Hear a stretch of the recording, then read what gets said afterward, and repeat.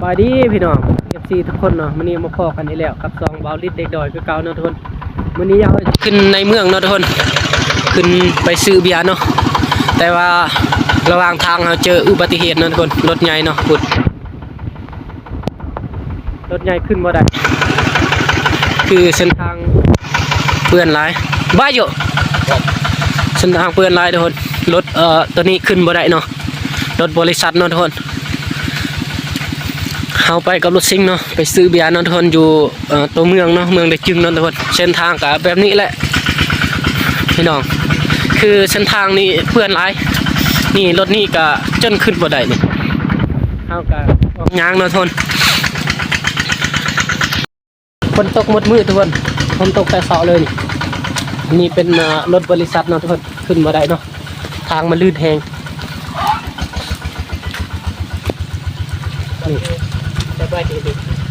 ทางมันลื่นทุกคนรถบริษัทขึ้นมาได้เลยนี่มีคนอยู่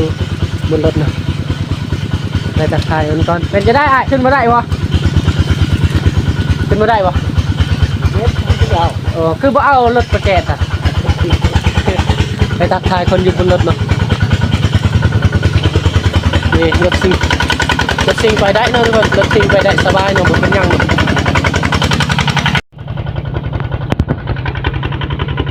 พร้อมเลยทุกคนคือเส้นทาง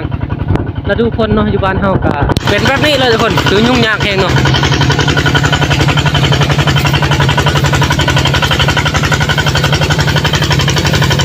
เอาสิอัปเดตเส้นทางไปเรื่อยๆเนาะทุกคนระหว่างเส้นทางเนาะ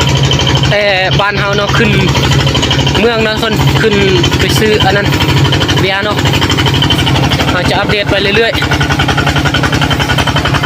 รถซิ่งนี่บ่เป็นยังขึ้นได้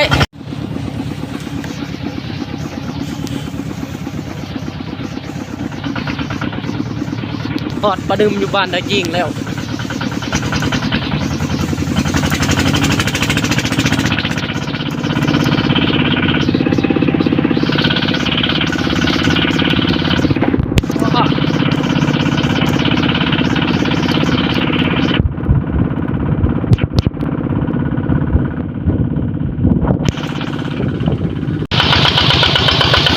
ที่นี่เป็นบอลนึงเนาะทุกคนมีเส้นทางเพื่อนเนาะ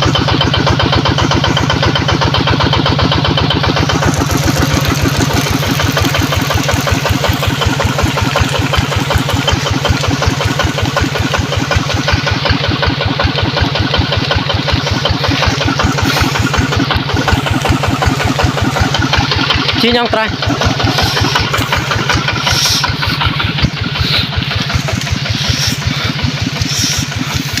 เส้นทางความมันลื่นทุกคนโคตรลื่นเลยเนาะคือตอนนี้ก็ฝนตกทุกคนเบิ่งนี่ดินเป็นดินเหนียวเนาะทุกคนรถก็ไปยากเนาะทุกคนทางมาไปเมืองเนาะทุกคนเมืองเนาะแต่บ้านเฮาเนาะขึ้นอยู่เมืองได้จึงเนาะทุกคนเส้นทางก็สิประมาณนี้แหละเบิ่งนี่อันนี้แหละยามพ้นได้ทุกคนจะได้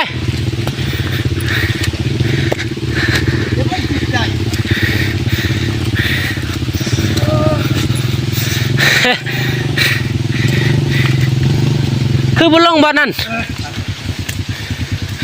ซื้อยังไปซื้อยังไงซื้อของกินบ่ไปซื้อของกินแต่เมืองบ่เบื้องนี้ทุกคนเส้นทางโคตรลำบากเลย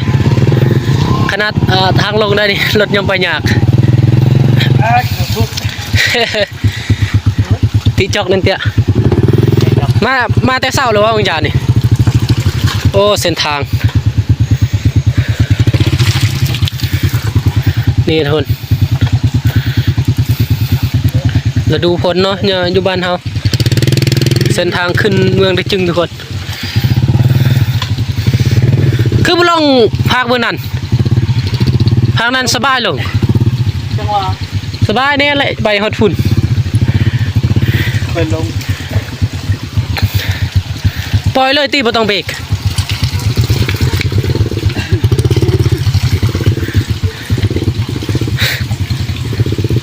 ระวังเถอะข้ามหน้าไปเอาดีมันลงคือเส้นทาง เป็นแบบนี้แหละทุกคนเอ้ยถ้าเบิ่งรถซิ่งขึ้นอีกเนาะทวนจะหน่อยเนาะรถซิ่งนี่จะสบายเนาะทุกคนขึ้นเนาะจะสบายขึ้นได้เนาะเส้นทางซ้ำนี้รถซิ่งจะขึ้นง่ายเนาะทุกคนเพราะว่ารถซิ่งมันตีนหนามเนาะทุกคนบ่คือรถจักรเนาะรถจักรไปยากเนาะทุกคนจะหน่อยสิถ่ายให้เบิ่งเนาะว่ารถซิ่งขึ้นได้หรือบ่เนาะทุกคนโอเคอันนี้ยังบ่ทันขึ้นเนาะคือเส้นทางนี่คือเห็นแหละทุกคนนี่ขนาดเฮายางยังสิล่มเลยเนาะ นี่พุ่นถ้าเบิ่งนำกันพุ่นนี่รถรอดแล้วเนาะรถจักรไปรอดแล้วกว่าสิฮอดพุ่นบ่แม่นง่ายทุกคนต้องใส่แหงเนาะรถซิ่งเกมสตาร์ทไปแล้วทุกคนมื้อนี้ฝนตกหมดมือเนาะไปแล้วถ้าเบิ่งรุ่นนำกันทุกคนว่าสิขึ้นได้หรือบ่มารุ่นเนาะ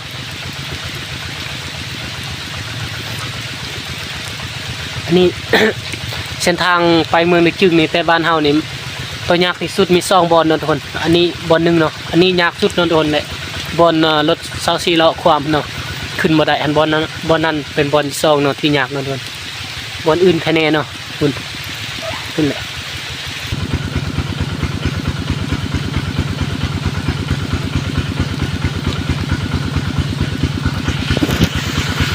รถซิ่งนี่ไปได้เนาะทุกคนขึ้นสบายเนาะ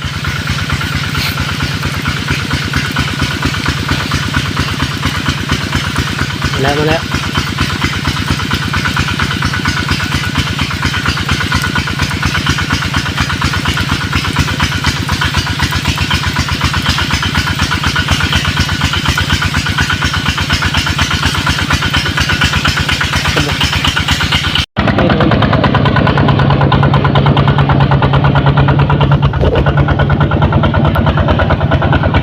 รถซิ่งขึ้นได้สบายเนาะทุกคนบ่เป็นหยังเนาะลื่นซ้ำได้ก็ได้อยู่รถซิ่ง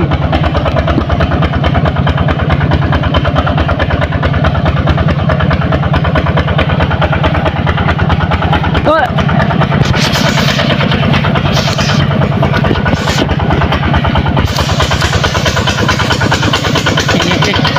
นี่ขาเลย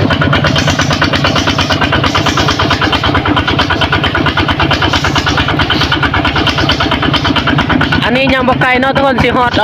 บ้านตะยอยเลยเนาะสิไปซื้อเบียร์แต่บ้านตะยอยเนาะทุกคนสิขึ้นตะจึงกับไกลโคตรเนาะตอนนี้เวลาก็11 โมงนะทุกคนขึ้นเลย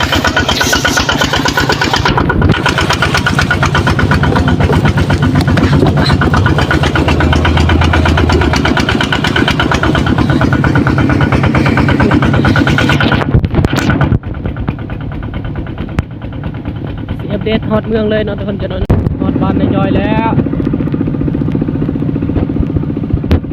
ทุกอย่างเลย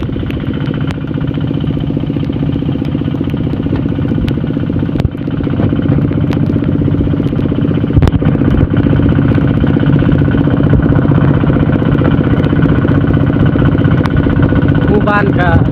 ประมาณนี้แหละพี่น้องหมู่บ้านในจอยเนาะรวมถึงจึงแพงสิกอง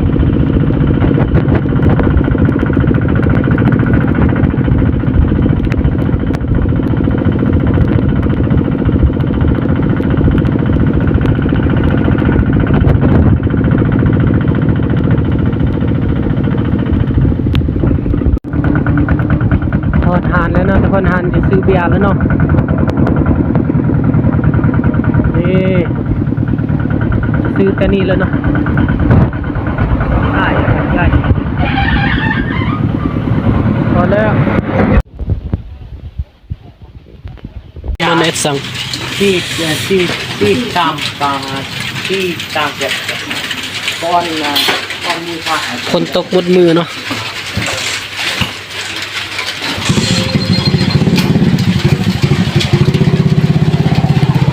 ลาเขาเด้อ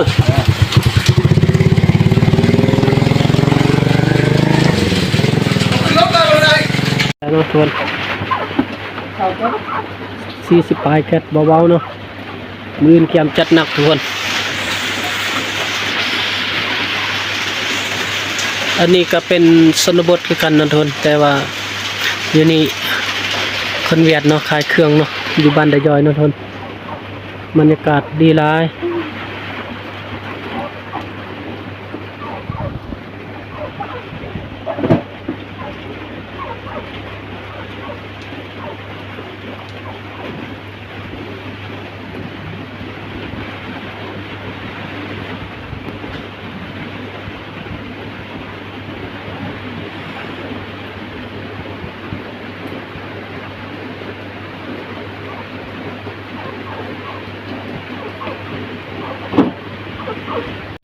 เข้ามา แค่แล้วจะจบกันดูข้างล่างแค่สั่งคาโลคือเดี๋ยวจะไปดูแลทุกขั้นเลย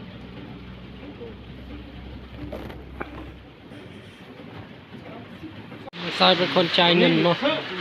ขาวน้ำหวานเหล้าเนาะโดนเบียร์เนาะในบินตกโอ้โหจับไป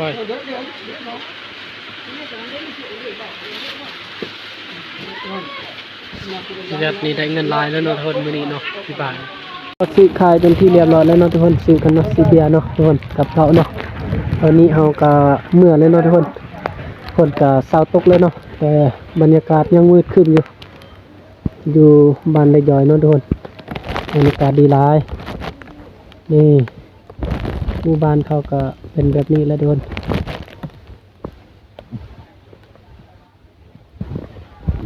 อันนี้เส้นทางไปแขวงเสกองเนาะปากเมืองหันไปเมืองจิมวิวที่ทัดสวยงามมิลิทนก่อนเฮาสิเมื่อกับฝนตกอีกแล้วพี่น้องเอ้ยอันนั้นทางหน้าทางหลังมีตะเบียเนาะทุกคนกับเหล้าเนาะ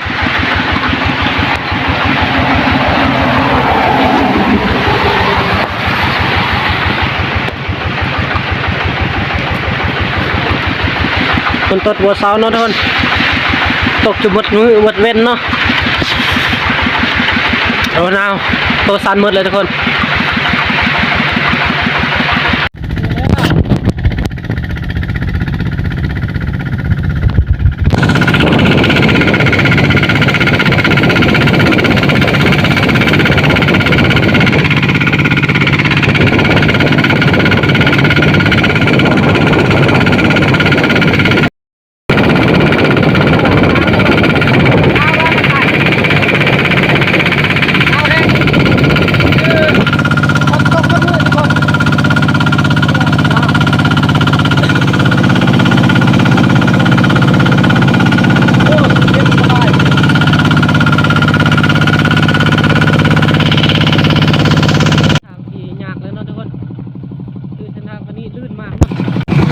นี่ทุกคน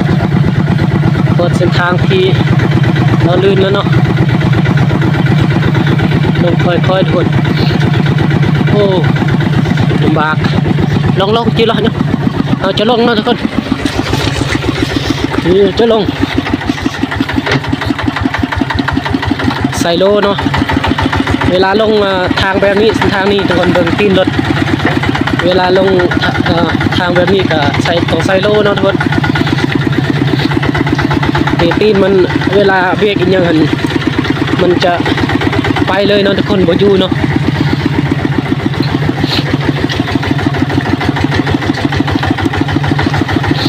คนขับก็ต้องชำนาญเนาะทุกคนคันบ่ชำนาญน่ะคือว่าพลาดเลยเนาะ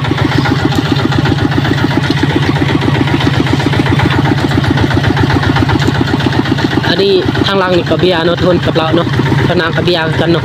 40ปลายแก๊สเนาะทุกคนแก๊สนึงก็แสนปลายเนาะทุกคนนึงก็อยู่แสน50,000กีบเนาะเบิ่งคนเส้นทาง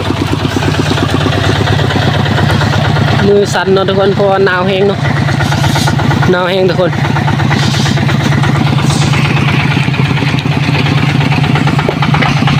นี่เบิ่ง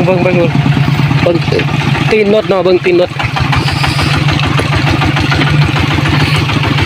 พลาดบ่ได้เลยทุกคนขับรถนี่ต้องชำนาญอย่างเดียวเนาะเพราะว่าทางมันลื่น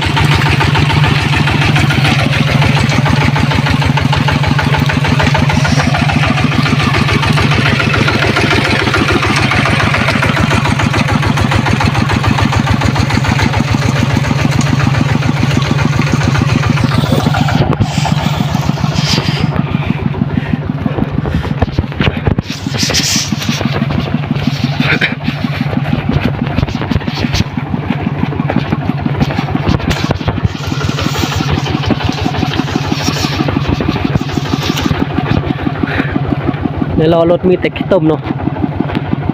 ขี้ต้มเต็ม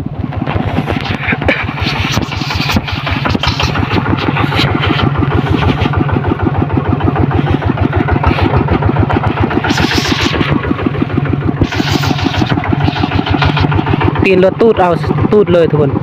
มันบ่อยู่เนาะ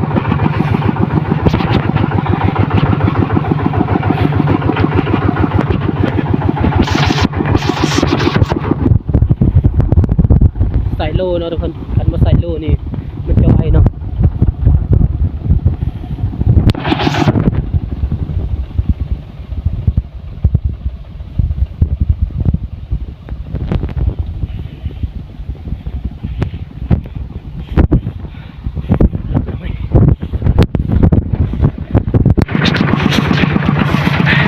ขึ้น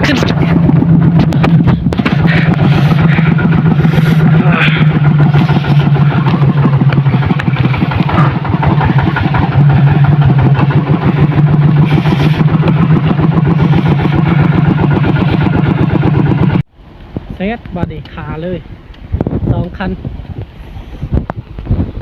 ฝนตกหนัก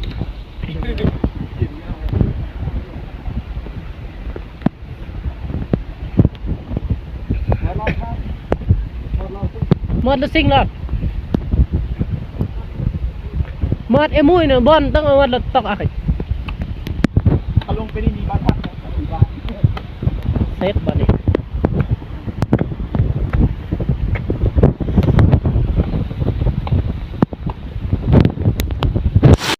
หมดเงินแล้วเนาะทุกคนหมดบานแล้ว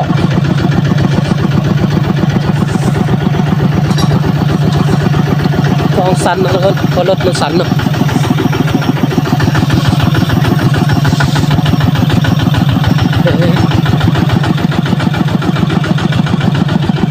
ทางมันลื่น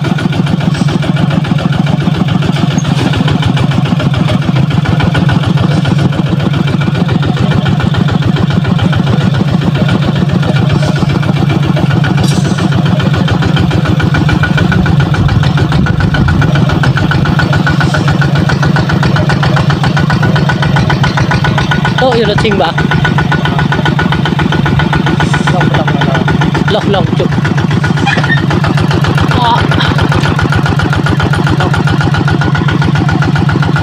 แล้วน้ำคนบานแล้วหมดเดือนแล้ว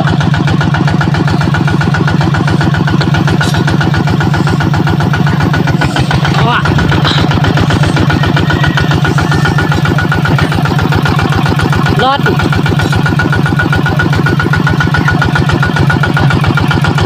วิทย์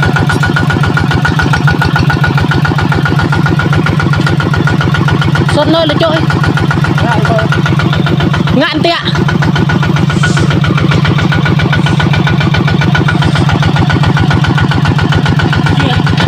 คอยรอด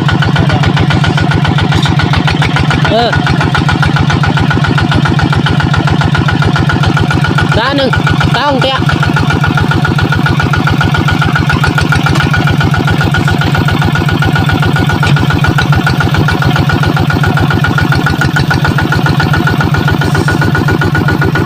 แล้วทุกคนฮอดแล้วสะพานแล้วเนาะนี่ไปบ้านไม้ทวน